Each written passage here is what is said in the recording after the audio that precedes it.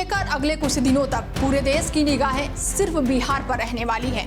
वो बिहार जिसके लिए महात्मा गांधी ने कहा था कि चंपारण ने मुझे हिंदुस्तान से परिचय कराया है। और ऐसे में सोमवार को बिहार के विधानसभा चुनाव की तारीखों का ऐलान हो चुका है और इस ऐलान से साफ हो गया है कि 14 नवंबर को बिहार का फैसला हो जाएगा।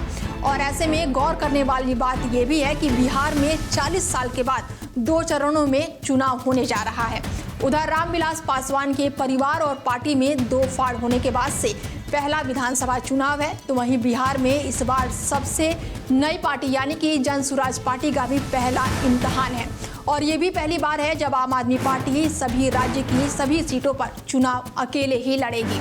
तारीखों के ऐलान से पहले उसने राज्य की 11 सीटों पर उम्मीदवार भी घोषित कर दिए हैं। और ऐसे में चुनाव की तारीखों का ऐलान होने के साथ ही बीजेपी ने अपनी चुनावी रणनीति को और भी मजबूत करना शुरू कर दिया है। पार्टी ने इस बार अपनी चुनावी नारा विकास और विश्वास पर केंद्रित किया है और पूरे जोरों शोरों से नीतीश का नाम मोदी का काम के नारों के साथ चुनावी मैदान में उतरने की तैयारी कर ली है। पार्टी का मकसद मोदी सरकार के कामकाज को सामने रखना है, साथ ही एनडीए के भीतर मुख्यमंत्री नीतीश कुमार को स्थिरता के प्रतीक के तौर पर पेश करना है।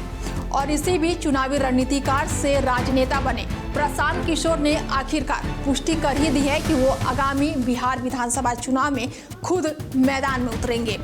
पटना में पत्रकारों से बात करते हुए जन सुराज पार्टी के संस्थापक प्रशांत किशोर ने ऐलान किया है कि उनकी पार्टी 9 अक्टूबर को अपने उम्मीदवारों की पहली लिस्ट जारी करेगी और ये लिस्ट सरप्राइज से भरी होगी। पार्टी 9 अक्टूबर को आने वाले विधानसभा चुनाव के लिए उम्मीदवारों की अपनी लिस्ट जारी करेगी और ये लिस्ट सबको चौंका देगी। और इसके साथ ही उन्होंने बताया है कि उनका नाम भी लिस्ट में होगा। हालांकि उन्होंने ये खुलासा नहीं किया है कि वो किस विधानसभा से चुनाव लड़ने की योजना बना रहे हैं।